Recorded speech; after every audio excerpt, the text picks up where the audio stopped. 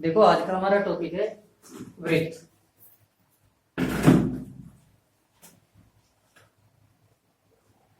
देखो सबसे पहले तो वृत्त की परिभाषा होती क्या है, मतलब वर्त होता क्या है।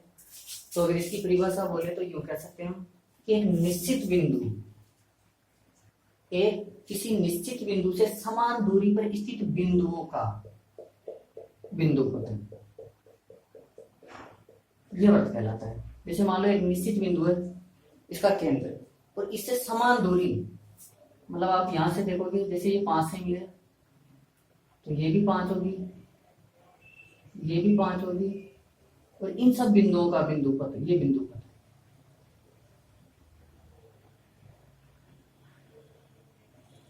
ये वर्त कहलाता है। अब और देखो इसमें, जैसे मान लो ये वर्त है तो ये हो गया आपका ऑटो, हो गया केंद्र, और केंद्र से इस वृत्त की जो स्पर्श रेखा होगी यहां से इसको स्पर्श करेगी वो होती है त्रिज्या, तो इसका नाम दे दो ओ ए। तो ओ ए हो गई त्रिज्या, और केंद्र से होकर गुजरने वाली सबसे बड़ी जगह होती है इसका व्यास, तो ये हो गया इसका व्यास। इसका नाम डाल दो जैसे एल एम। देखो आगे, तो वर्ग की त्रिज्या तो हो गई, त्रिज्या हो गया ओ ए, केंद्र हो गया ओ, व्यास हो गया एल एम। और व्यास हमेशा, व्यास मतलब डिग्री का मतलब व्यास होता है, तो व्यास हमेशा त्रिज्या का डबल होता है, तो ऐसे भी लिख सकते हैं 2r।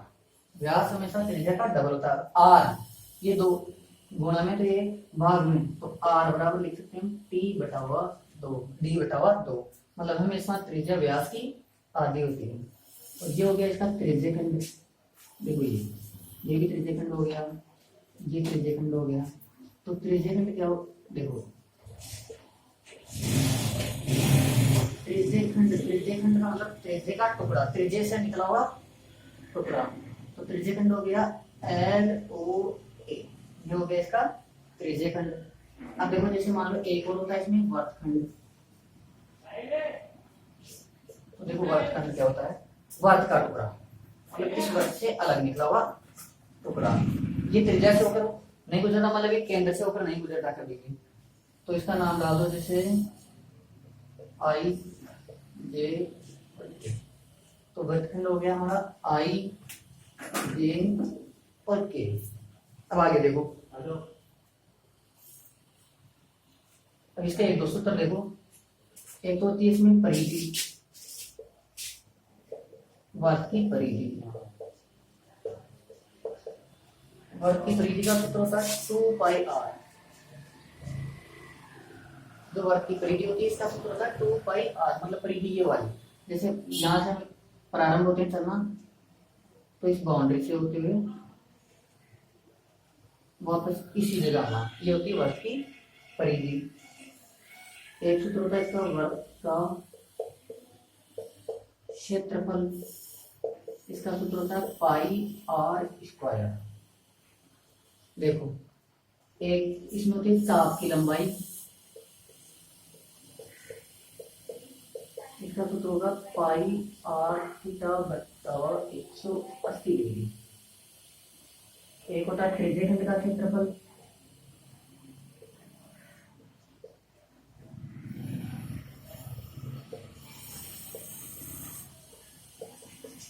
πr² बटा 360।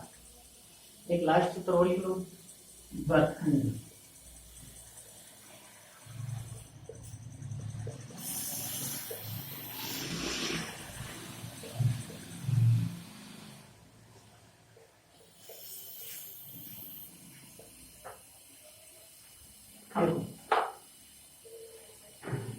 सबसे पहले वर्त की त्रिज्या ओ से ए तक की दूरी, केंद्र हो गया ओ, इसका व्यास एल एम, वर्तखंड आई जे के, और त्रिज्य खंड एल ओ ए या फिर एम ओ ये हो गया इसका वर्गखंड। वर्ग की परिधि का सूत्र होता है 2 पाई r, मतलब ये परिधि हो गई, ठीक है। और इसका क्षेत्रफल, ये अंदर का पूरा एरिया, ये क्षेत्रफल हो गया इसका। ये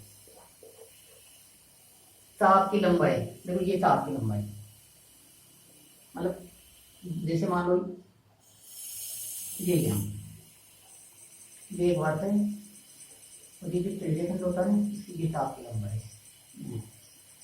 ये होगी चाप की लंबाई। त्रिज्यखंड का क्षेत्रफल, ये पूरा हो गया त्रिज्यखंड का क्षेत्रफल। और वर्गखंड का क्षेत्रफल जैसे मान लो ये, तो ये हो गया इसका वर्गखंड का क्षेत्रफल। अब एक एक दो दो उदाहरण देखो।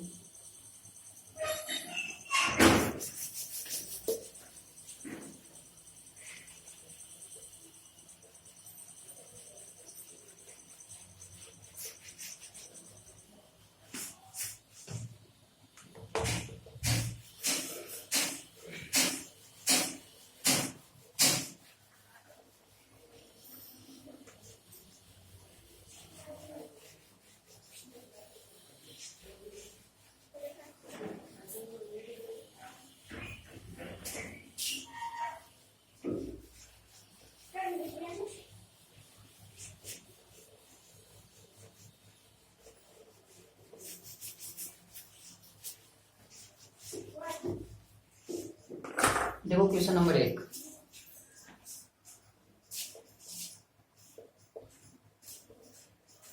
किसी वृत्त की त्रिज्या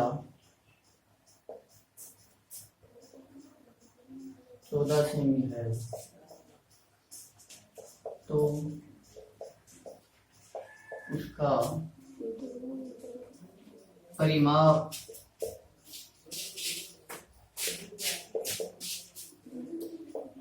एवं क्षेत्रफल ज्ञात करें। देखो किसी वर्ग की त्रिज्या 14 सेमी है, तो उसका परिमाप एवं क्षेत्रफल ज्ञात करें। तो सबसे पहले तो वृत्त की त्रिज्या ये हो गई 14 सेमी, परिमाप भी निकालना, क्षेत्रफल भी निकालना, मतलब परिमाप और क्षेत्रफल दोनों इसी इक्वेशन से देखेंगे। तो वृत्त का परिमाप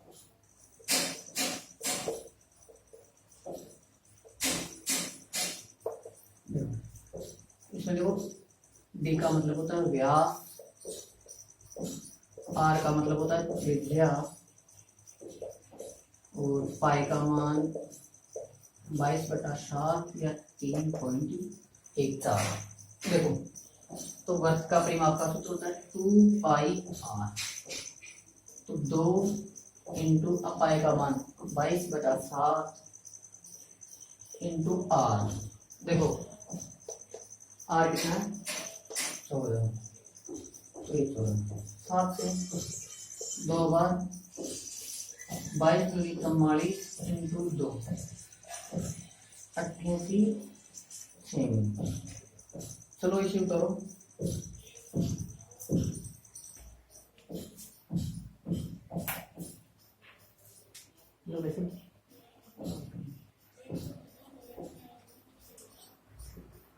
देखो आगे क्षेत्रफल भी निकालना के लिए इधर क्षेत्रफल भी देखो, वृत्त का क्षेत्रफल, क्षेत्रफल का सूत्र होगा पाई r स्क्वायर। देखो पाई की जगह 22/7 इंटू r स्क्वायर, मतलब r 2 बार लिखना है, तो r की 14 इंटू, देखो 7 में 2 बार 22 को और 2 को गुणा किया तो 44 इंटू 14। चलो देखो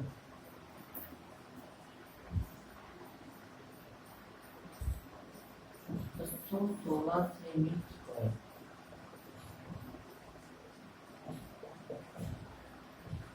चलो लिखो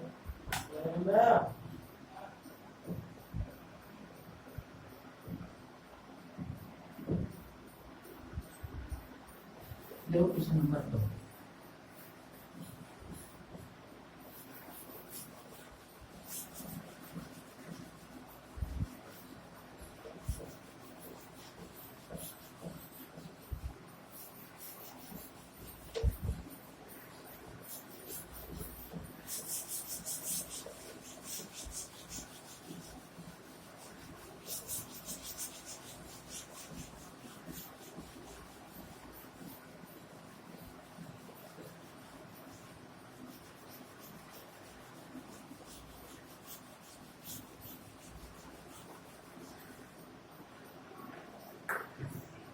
देखो परिधि और परिमाप, एक शब्द होता है परिधि,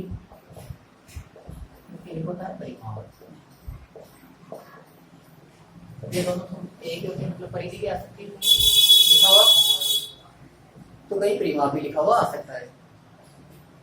और परिधि हमेशा जैसे मान लो त्रिज्या सेमी में है, तो परिधि या परिमाप है, आप किसी का भी निकालो, वर्ग आयतो वर्ग आयत वर्ग, किसी की भी परिधि हो, परिधि या फिर परिमाप हमेशा जैसे मान लो उसकी लंबाई चौड़ाई है त्रिज्या अगर सेमी में तो सेमी में ही आएगा। अगर क्षेत्रफल है तो क्षेत्रफल के स्क्वायर, अगर किसी का आयतन निकाले जैसे घनाभ का आयतन आएगा, घन का आयतन आएगा, शंकु का आयतन आएगा, तो आयतन हमेशा क्यूब में होता है। देखो तो क्वेश्चन नंबर 2,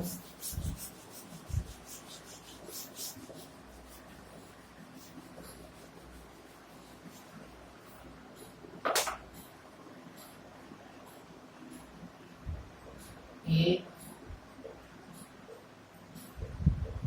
अर्धवृत्तीय त्रिज्या 21 मीटर है, तो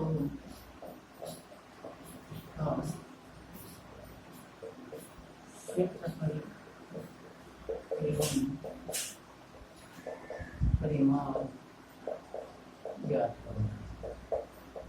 देखो एक अर्धवृत्त की त्रिज्या 21 मीटर है, तो उसका परिमाप एवं क्षेत्रफल ज्ञात करो। अब समस्या क्या है, पूरा वर्त नहीं है, जैसे अर्धवृत्त मतलब ये आधा वृत्त है, इसकी त्रिज्या है 21 मीटर, तो इसका क्षेत्रफल और परिमाप निकालना है। चलो एक बात बताओ, जैसे मान लो मैं आप लोगों से पूछूं कि ये वर्ग अगर इसकी तारबंदी करनी है, मतलब तारबंदी मतलब परिमाप निकालना है। अब परिमाप निकालना है तो देखो जैसे मान लो मैं ये बोलूं कि इसका परिमाप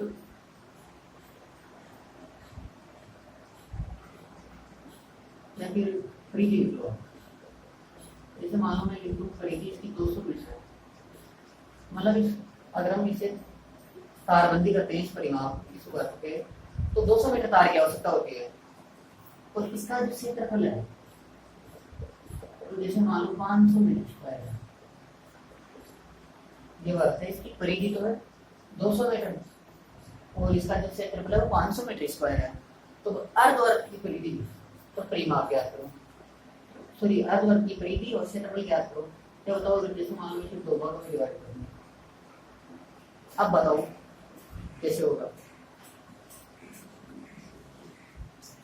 देखो मतलब अगर इस संपूर्ण वृत्त का क्षेत्रफल 500 है, तो अर्धवृत्त का कितना हो जाएगा, आधे वृत्त का कितना हो जाएगा 250, मतलब 250 मीटर स्क्वायर। चलो सही है। अब अगर कंप्लीट वृत्त जिसकी परिधि 200 मीटर है, क्या बताओ आधे वृत्त की मतलब अर्धवृत्त की परिधि कितनी हो जाएगी 100 मीटर। यही तो गलती है, 100 मीटर नहीं होगी। देखो मतलब एक बात बताओ, जैसे मान लो ये किसी का वर्ताकार खेल है और मैं यहाँ से इसे तारबंदी करता हूँ, यहाँ से तो मैं यहाँ से इसकी तारबंदी करते करते वापस इसी छोर पे आता हूँ, तब 200 मीटर तार की आवश्यकता है। कितने मीटर तार की आवश्यकता, 200 मीटर। अब हमें सिर्फ अर्धवृत्त के करना है, मतलब अर्धवृत्त का परिमाप निकालना है, तो आधा वृत्त कर दिया तो इससे में कोई मतलब नहीं है। फिर अर्धवृत्त का पूछ रहे हैं तो देखो अब यहाँ से अब आप लोग बोल रहे हो कि 100 मीटर तार, 100 मीटर में कैसे होगा। देखो अब यहाँ से अगर हम प्रारंभ करते हैं इसकी तारबंदी करना, तो 100 मीटर तार तो यहीं खत्म हो जाएगा, हो गया नहीं होगा। अगर देखो यहाँ अगर हम यहाँ से शुरू करते हैं तो यहाँ तक आते हैं, तब 200 मीटर तार की आवश्यकता है, और अभी यहाँ ही खत्म कर रहे हैं, मतलब अर्धवृत्त तक ही कर रहे हैं, तो 100 मीटर तार तो यहीं हो गया। फिर यहाँ भी तो करना होगा तारबंदी पे। अरे यदि मान लो अर्धवृत्ताकार खेत है, तो आप अगर ऐसे तारबंदी करके आ जाओगे तो इस थोड़ा ना काम मिलेगा। हार बंदी तो ध्यान भी करना, मतलब व्यास भी ऐड करना है। तो देखो इस क्वेश्चन में कैसे होगा।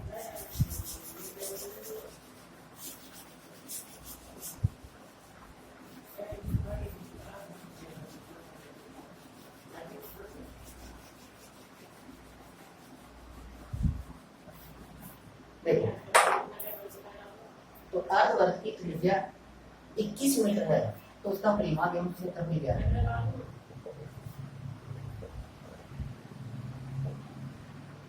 अर्धवर्ग की त्रिज्या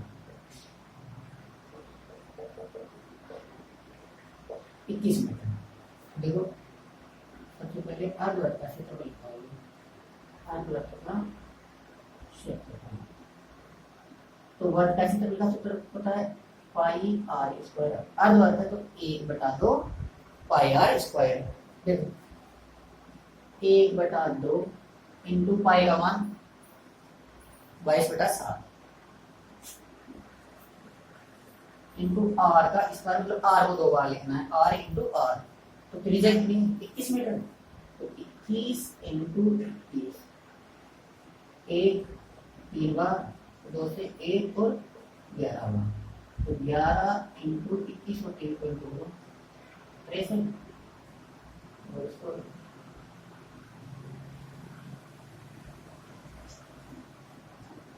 देखो क्षेत्रफल तो मीटर स्क्वायर।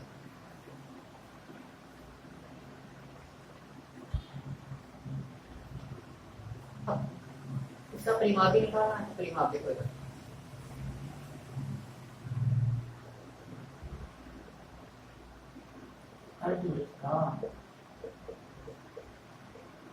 इसका सूत्र होता है पाई आर प्लस डी। देखो ये सूत्र कैसे हुआ, देखो ये बताओ, संपूर्ण वर्ग की जो परिधि होती है उसका सूत्र होता है 2 पाई आर, 2 पाई आर। अब अर्धवर्ग का निकालेंगे तो 1/2 2 पाई आर। अब देखो ये संपूर्ण अर्धवर्ग का निकालते हैं, परिधि 1/2 2 पाई आर है, वो यहाँ से यहाँ तक। तो इसमें ए क्या हो जाएगा ये, तो इसे क्या बोलते हैं व्यास। इसमें क्या ए हो जाएगा व्यास, और 2 में 2 कट गए, तो पाई आर प्लस हमारा सूत्र हो गया पाई आर प्लस डी, अर्धवर्ग का क्षेत्रफल, सॉरी अर्धवर्ग का परिमाप। देखो भाई पाई की जगह 22/7 इंटू आर की जगह 21 प्लस व्यास। व्यास मैंने बताया था अभी कि हमेशा त्रिज्या का डबल होता है। तो 21 अगर त्रिज्या है तो व्यास कितना हो जाएगा 42। अब 42 व्यास हो गया, तो 7 3 बार 66 प्लस 42,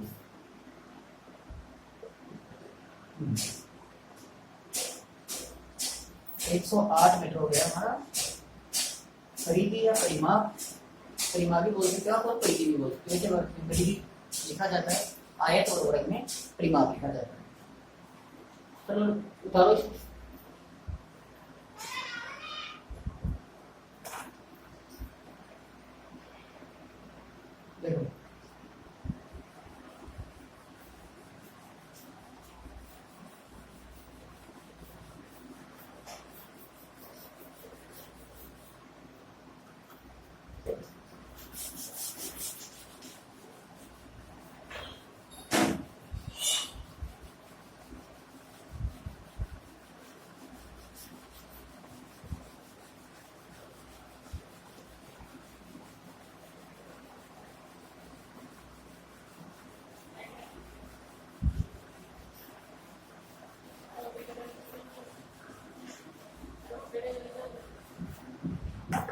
देखो क्वेश्चन नंबर 3। जैसे मान लो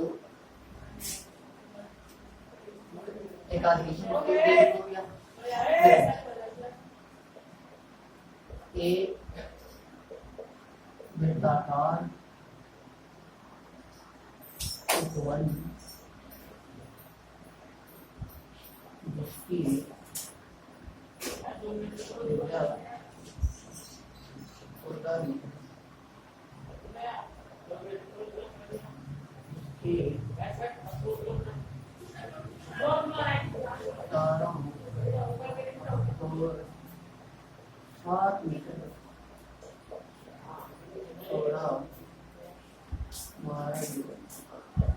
बना हुआ है। तो मार्ग का क्षेत्रफल ज्ञात करें। चलो इस क्वेश्चन को उतारो।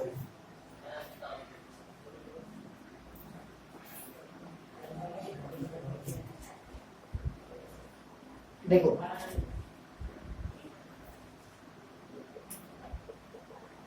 तो सबसे पहले तो एक वृत्ताकार उपवन जिसकी त्रिज्या 14 मीटर है। चलो ये एक वृत्ताकार उपवन बना लेते हैं, दूसरा बना लेते हैं। ये देखो इसकी त्रिज्या होगी 14 मीटर। इसके चारों ओर 7 मीटर चौड़ा मार्ग बना हुआ है।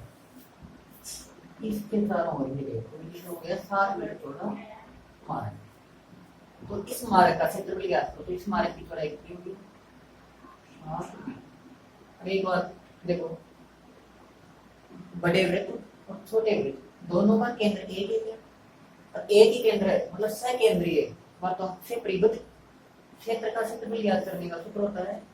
देखो कैसे निकालेंगे वो देखो।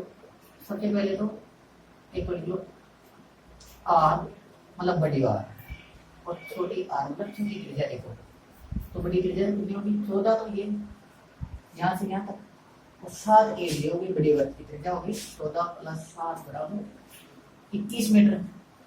और जो छोटी आर है, छोटी वृत्त की त्रिज्या वो है 14 मीटर। मार्ग का क्षेत्रफल बराबर pi bracket r square plus minus r. देखो ये सूत्र कैसे बना वो भी बताता हूँ आपको। सबसे पहले जैसे मान लो इस मार्ग का क्षेत्रफल निकालना है, तो सबसे पहले क्या करेंगे? इस संपूर्ण का क्षेत्रफल निकालेंगे। जैसे मान लो इस संपूर्ण का क्षेत्रफल आ गया 200। अब इस 200 में ये मार्ग भी आ रहा है और ये जो उपवन है बगीचा है ये भी आ रहा है। अब फिर बगीचे का निकालेंगे। जैसे मान लो बगीचे का आ रहा है 170। तो इस 200 में से मतलब 200 संपूर्ण उसमें मार्ग प्लस उपवन, इनमें से अगर बगीचा जो उपवन है हमारा इसका 170 कम करते हैं तो 30 मीटर स्क्वायर आता है। तो इसका क्षेत्रफल है मार्ग। तो देखो मतलब पाई और बड़ी त्रिज्या को आर स्क्वायर, ये कौन सा हो गया? ये और ये दोनों। अगर इसमें से माइनस करते हैं उपवन का मतलब पाई आर का स्क्वायर, ये माइनस करते हैं तब हमारे का क्षेत्रफल बचेगा। ये पाई दोनों में, तो पाई को कॉमन ले लो और यहाँ तो आर स्क्वायर पाई से पाई करके माइनस की जगह माइनस और यहाँ बच गया ये हमारा। ठीक है चलो देखो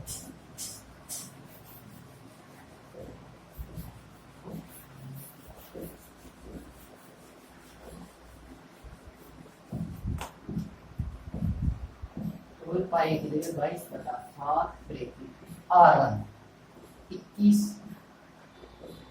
का स्क्वायर माइनस R2 16 का स्क्वायर।